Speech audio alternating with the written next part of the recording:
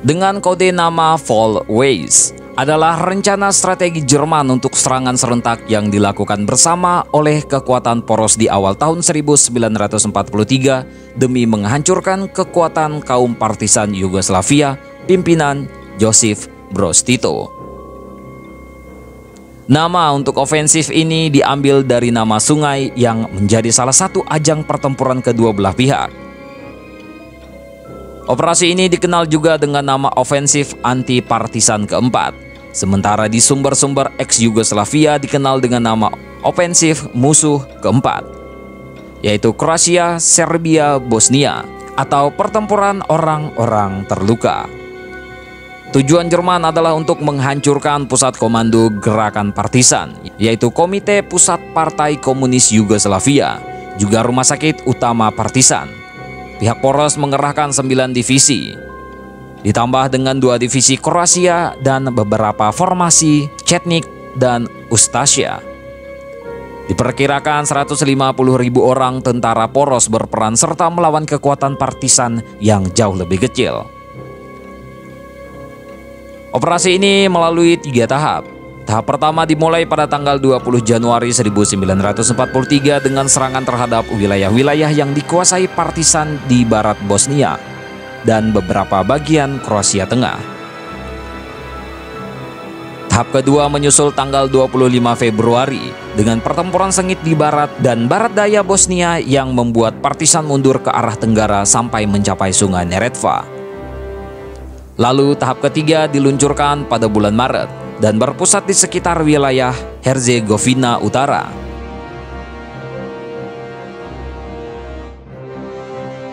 Kekuatan partisan yang menjadi sasarannya berhasil melarikan diri dengan menerobos kepungan pasukan poros dan kabur ke arah utara Montenegro. Karenanya, tahap ketiga ini tidak seluruhnya terselesaikan.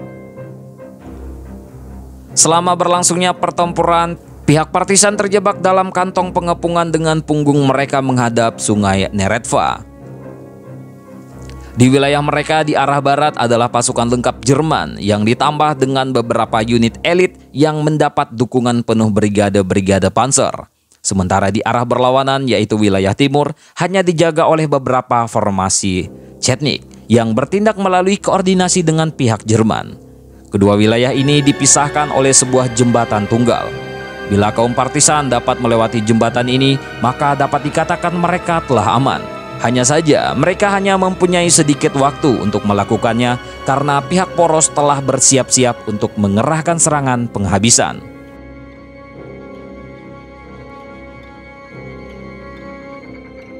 Untuk menghadapi situasi skakmat strategis ini, Panglima Partisan Marsekal Josip Broz Tito mempersiapkan muslihat yang rumit. Dia memerintahkan pasukan Zeni untuk menghancurkan satu-satunya jembatan penyelamat di Neretva.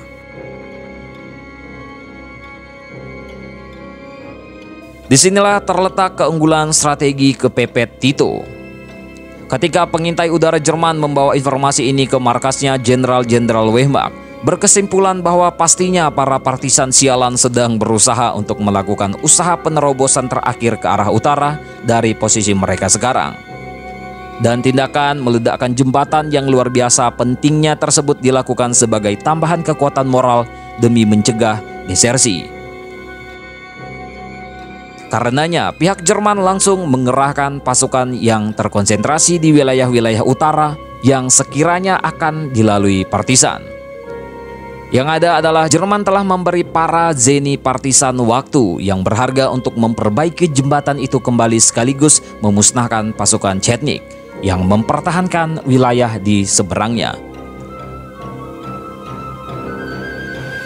Pihak Jerman dengan karakternya cepat melihat kesalahan fatal yang dilakukan oleh pihaknya dan langsung memutar pasukan utama untuk melakukan serangan yang ditunggu-tunggu. Sayangnya, tindakan ini keburu terlambat karena tidaklah mudah untuk menggerakkan pasukan sebanyak itu dalam waktu yang cepat dari lokasi yang telah dirubah sebelumnya. Dengan pasukan penjaga sibuk menghadapi pergerakan pasukan Jerman yang makin menguat dari waktu ke waktu, pasukan utama partisan menyeberangi jembatan di tengah bombardir udara yang tak henti-hentinya. Sayangnya bagi pihak Jerman dan untungnya bagi partisan, Wilayah yang bergunung-gunung membuat penghancuran jembatan darurat secara akurat sulit dilaksanakan.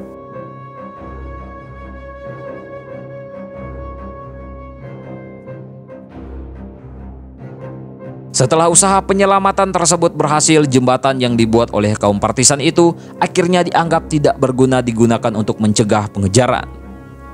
Meskipun secara kasat mata Jerman telah berhasil dengan usahanya, tapi secara strategis Titolah pemenangnya.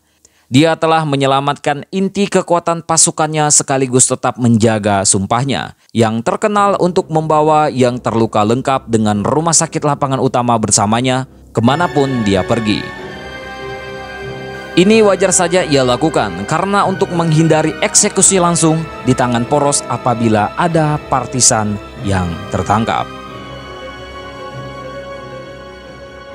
Pada akhir bulan Maret, pihak poros telah membunuh sekitar 8.000 partisan dan menangkap 2.000 lainnya. Meskipun mengalami kehilangan sebesar ini dan kalah secara taktis, tetapi formasi-formasi partisan mampu mempertahankan komando utama mereka plus rumah sakitnya. Sehingga mampu tetap melakukan operasi-operasi gerilya yang merepotkan Jerman. Bahkan pada kenyataannya setelah mereka mencapai bagian timur wilayah Bosnia dan Herzegovina, yang harus mereka hadapi kini hanyalah para Chetnik yang bermoral rendah dan tidak mempunyai persenjataan selengkap Jerman. Jelas saja Chetnik ini dengan cepat digulung dan pertempuran lanjutan di sebelah barat Sungai Drina.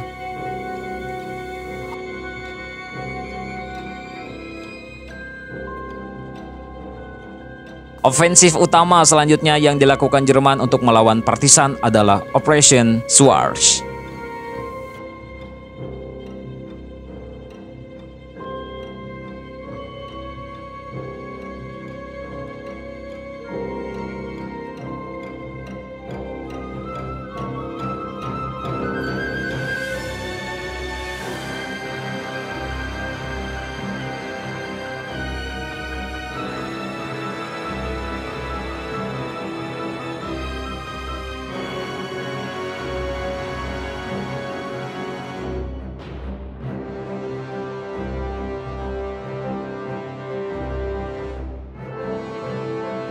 Tentang ini bagaimana menurut kalian, coy?